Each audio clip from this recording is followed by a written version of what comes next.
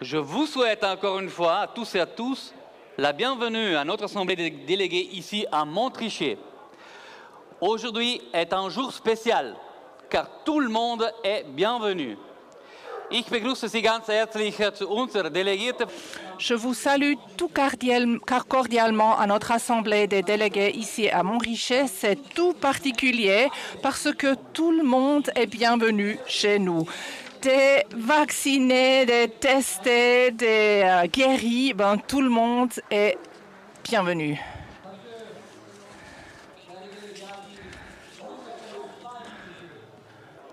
Nous, vaccinés et non vaccinés, ne seront pas opposés les uns aux autres. Voilà pourquoi tous sont bienvenus aujourd'hui à cette Landsgemeinde de l'UDC. Je vais être clair dès le début. L'UDC n'est absolument pas opposé à la vaccination. Je répète, l'UDC n'est pas absolument opposé à la vaccination. Au contraire, nous avons toujours vu le vaccin comme un important outil de lutte contre la pandémie. Je vous rappelle d'ailleurs nos critiques à la procédure d'acquisition du vaccin complètement échouée sous la direction du conseiller fédéral Alain Berset et de ses troupes de l'FSP. La Suisse était à la traîne en comparaison européenne. Pour dire, même le Maroc a pu se procurer des vaccins plus rapidement que nos fonctionnaires fédéraux. Mais l'arbitraire est désormais omniprésent en Suisse. Voilà le problème, mesdames et messieurs. Vous souhaitez amener votre famille se promener aux zoos, bon, là, vous devez disposer d'un certificat Covid. En revanche, vous souhaitez vous rendre dans une maison close, bien, pas besoin de certificat Covid. Mais quelle est la logique là-dedans? Autre exemple, si vous souhaitez aller skier dans notre belle montagne, vous n'avez pas besoin de certificat Covid pour prendre le train jusqu'à la destination. Toutefois, dès que vous voulez monter dans le téléphérique, ce sera la musique du futur, je crains. Là, vous devez montrer patte blanche au moyen du certificat Covid. Chers délégués, ce sont des mesures autrement arbitraires qui émanent du gouvernement fédéral. Les contradictions fusent. Partout en Suisse, on nous assène que c'est la crise.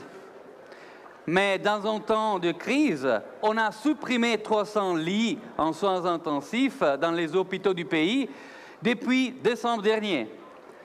Donc, c'est la crise, mais on supprime 300 lits dans les hôpitaux. Mais quel est ce sens?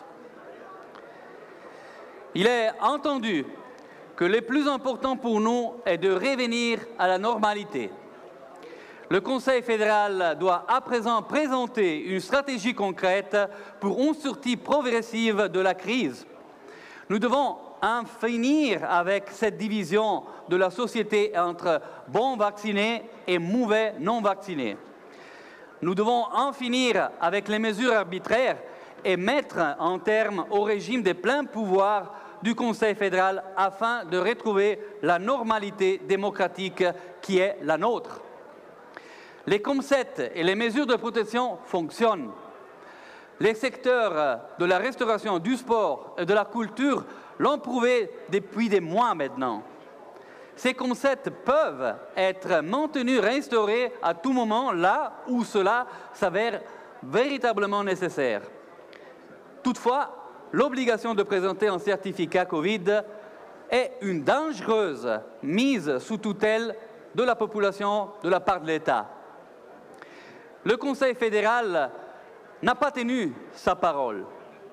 Au printemps, il présentait son modèle en 3 phases et promettait, une fois que toutes les personnes adultes souhaitant se faire vacciner auront pu l'être, la phase de normalisation commencera. Le Conseil fédéral est d'avis que des fortes restrictions économiques et sociales ne pourront alors plus être justifiées. Cette stratégie doit être respectée même si, contrairement aux attentes, la volonté de la population à se faire vacciner reste faible. Si le Conseil fédéral avait tenu sa promesse, le train de mesures aurait depuis longtemps été abrogé. Or, c'est le contraire qui s'est produit.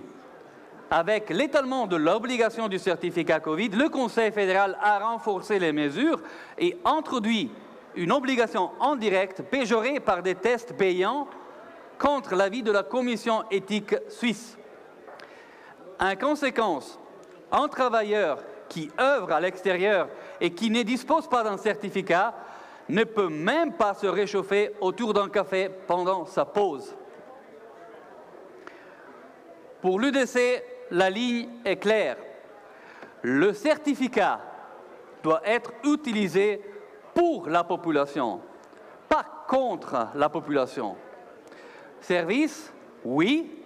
Discrimination, non. Nous l'avons déjà clairement rappelé lors de notre Assemblée des délégués du mois d'août dernier. Nous sommes favorables à un certificat de ce type à titre de document de voyage pour se rendre à l'étranger ou organiser des grands événements. Hélas, la majorité du Conseil fédéral a transformé ce certificat en un outil de discrimination, stigmatisation et ghettoisation. Aujourd'hui, même les universités exigent un certificat Covid de la part de leurs étudiants.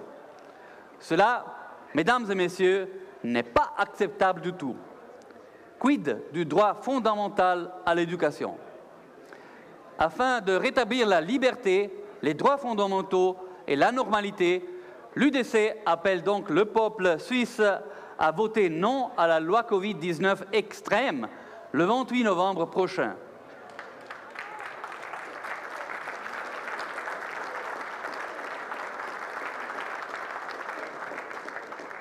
Merci, mais venons maintenant à un thème très important. Là, chers délégués, il faut être vraiment attentif. Je souhaite la silence. Parce qu'on parle beaucoup de Covid. Mais je pense que dans notre pays, il y a un thème brûlant et l'UDC doit absolument maintenant le traiter et exiger que le Conseil fédéral donne une réponse à toute la population. Chers et chers invités, chères familles de l'UDC, j'espère que vous allez bien et que vous n'avez pas trop froid. Il faut le dire, on se les gèle un peu ici, mais c'est volontaire. Toutefois, dans un futur proche, nous pourrions nous le geler involontairement tout en étant plongés dans l'obscurité. Car les risques contre lesquels l'UDC a pourtant mis en garde depuis longtemps sont gentiment mais sûrement en train de se concrétiser, tel que cela a été relayé par la presse récemment. La Suisse sera exposée dans un futur proche à des pénuries d'électricité. On parle même de blackout de masse. Et quelle analyse apporte le Tagesanzeiger, qui est un journal de gauche institutionnalisé? Il donne des conseils sur la façon de préparer un repas chaud sans électricité. Celle-ci, c'est la politique du réchaud de secours. Vous connaissez le réchaud de secours? Nous, on l'appelle au canton Tessin le Notkocher, à l'allemande. Hein? Voilà où nous en sommes. Cela me rappelle certainement ma jeunesse et le service militaire au Gothard, mais je vous assure que je n'ai pas envie de revivre cette aventure à l'âge de 50 ans à cause de la politique menée par les roses vertes. Et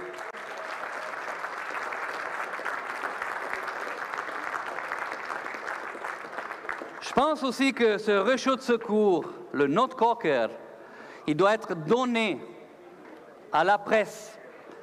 Parce que lorsque nous, on disait tout clair qu'on aurait eu une problématique d'ordre majeur avec la stratégie énergétique, avec les décisions que, ma foi, le peuple a prises et ils sont à respecter, Mais elles étaient prises parce que le Conseil fédéral avait rassuré qu'il n'y aurait pas eu de problème. Nous, on disait, on va prendre une douche froide.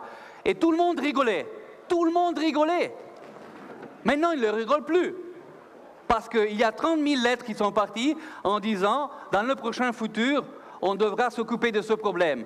Et donc, le note Corker, je vais le donner à la presse là-bas, qui est toujours acritique. Elle n'a jamais eu le courage de dire le Conseil fédéral a failli sur toute la ligne. Madame Sommaruga, elle a failli.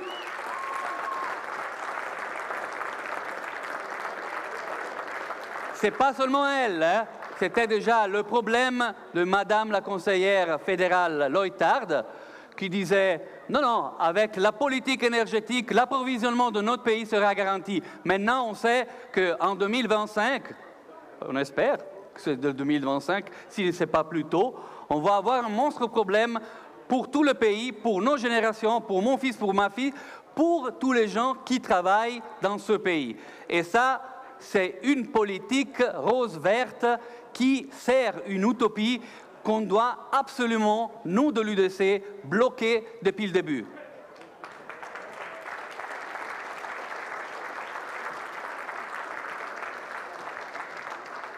Il est temps de nous exprimer à bâton rompu.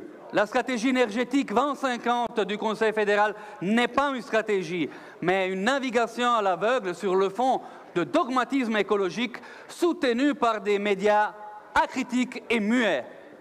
Cette façon de faire menace notre prospérité et notre capacité d'approvisionnement.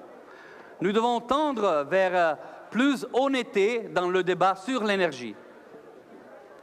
Des voitures électriques qui remplacent les moteurs thermiques, oui, cela signifie davantage d'électricité, requise.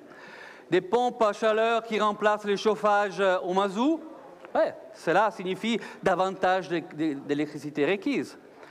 80 000 personnes en plus chaque année en Suisse, ben, cela signifie davantage d'électricité requise. Et, chers délégués, les ouais. On le dit ça aussi en italien, les ayatollahs sont ceux qui prédiquent toujours. Les ayatollahs, ça m'a bien, ayatollahs, voilà. Les ayatollahs de l'écologie exigent la fermeture des centrales nucléaires, ce qui aura pour conséquence la réduction d'un tiers de la production électrique de la Suisse. Nul besoin d'avoir fait des études poussées en mathématiques pour comprendre que cela ne tient absolument pas la route. Ce que nous disent les écolos, c'est que nous devons davantage miser sur l'énergie renouvelable, comme le vent et le soleil. Mais je constate que même ici, il n'y a pas assez de soleil et d'hiver. En hiver, les énergies solaires et éoliennes ne sont pas des alternatives viables, notamment en période hivernale. Je m'adresse donc à la conseillère fédérale socialiste Simonetta Sommaruga. Enlevez les oreillers roses-vertes, libérez de ces cache-yeux idéologiques, recentrez votre attention sur la réalité et admettez devant les Suissesses et les Suisses que la stratégie énergétique 2050 du Conseil fédéral est ruineuse.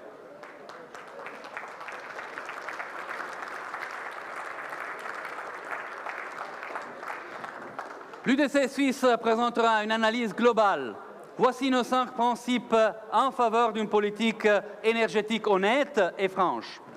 C'est le respect des votes populaires. Le peuple suisse a rejeté la loi coûteuse et inutile sur le CO2. Cela malgré les partis perdant tente par tous les moyens détournés possibles d'imposer des éléments de la loi à la population, comme des nouvelles interdictions, des nouvelles taxes et des nouveaux impôts. L'UDC rejette catégoriquement ces méthodes malhonnêtes et antidémocratiques. Le deuxième principe, nous exigeons de la conseillère fédérale en charge, Simonetta Sommaruga, de faire son travail. Je répète, nous exigeons de la conseillère fédérale en charge, Simonetta Sommaruga, du Parti socialiste, de faire son travail. Jusqu'à présent, elle n'a pas fait son travail.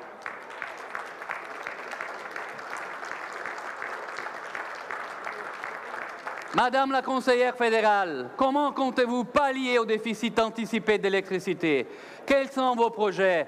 Les Suisses doivent-ils construire des centrales à gaz ou importer de l'électricité? Le démantèlement des centrales nucléaires est-il toujours dans votre agenda? Madame la conseillère fédérale, nous avons besoin d'une discussion franche à ce sujet et rapidement. Le troisième principe, en termes d'honnêteté, il est capital de prendre en compte la croissance démographique dans la politique environnementale. L'accord de Paris sur le climat prévoit une réduction de moitié des émissions du CO2 par rapport au 1990, mais la Suisse compte 2 millions d'habitants de plus. Et donc, c'est essentiel, en raison d'une immigration de masse, de pouvoir donner des réponses alternatives. Nous souhaitons que la politique environnementale soit calculée sur la base des données par habitant. Il est hors de question que la Suisse soit punie par des ponctions et des interdictions en raison d'une politique laxiste en matière d'immigration. Le quatrième principe, c'est qu'il n'y a pas de politique climatique sans politique économique. Nos entreprises ont besoin d'un approvisionnement énergétique viable et fiable. Il en va de soi des emplois et de la prospérité. L'actuelle navigation écologiste à l'aveugle menace directement la place financière de la Suisse.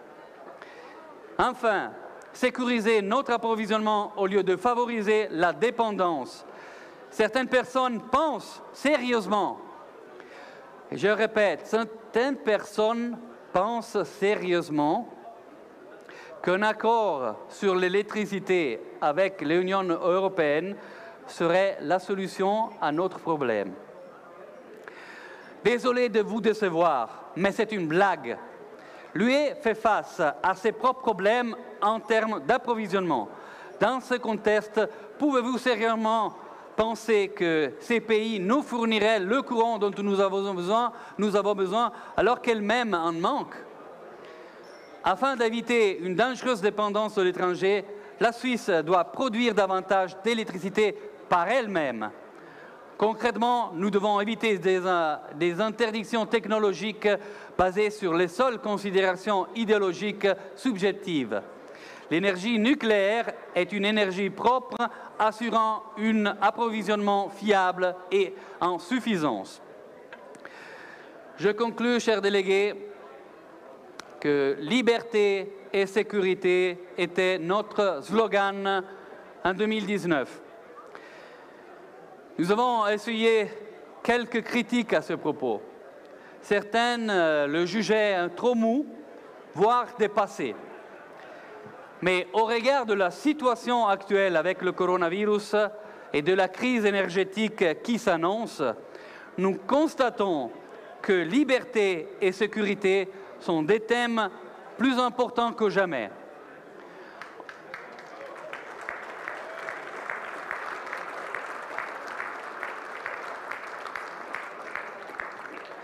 Un non à la loi Covid et un oui à la liberté. Quant aux principes de notre politique énergétique, ils sont nus engagement en faveur de la sécurité de l'approvisionnement énergétique de la Suisse. Permettez-moi encore 2 mots dans ma langue maternelle. J'ai toujours du plaisir à terminer avec l'italien. Cari delegati, oggi abbiamo organizzato qualcosa di straordinario. Una festa, un'assemblea dei delegati all'aperto, con uno scenario stupendo, con gente che non si critica perché uno è vaccinato e un altro non è vaccinato, perché ha preso delle decisioni differenti, perché in scienza e coscienza l'ha fatto. Noi non vogliamo dividere la società svizzera. Il Consiglio federale, a mezzo del certificato Covid, sta portando una divisione per noi inaccettabile nella nostra società. Per questo dobbiamo votare no alla legge Covid 2019. Concludo veramente, semplicemente dicendovi che un giorno il Covid sarà superato, un giorno questa pandemia ce la metteremo alle spalle, ma guardate che per il nostro futuro, per le nostre generazioni, per la nostra indipendenza, per la nostra sovranità, noi abbiamo bisogno di un approvvigionamento svizzero sicuro. Io non voglio essere dipendente dalla Russia che ci porta il gas tramite la Germania, non voglio essere dipendente dall'Unione Europea per quelle che sono le esigenze del nostro Paese. E quindi, se voi come me avete a cuore questi temi, l'unico partito che può portare avanti la sovranità e l'indipendenza del nostro Paese è l'UDC. Viva l'UDC, viva il Canton Vaud, viva la Svizzera!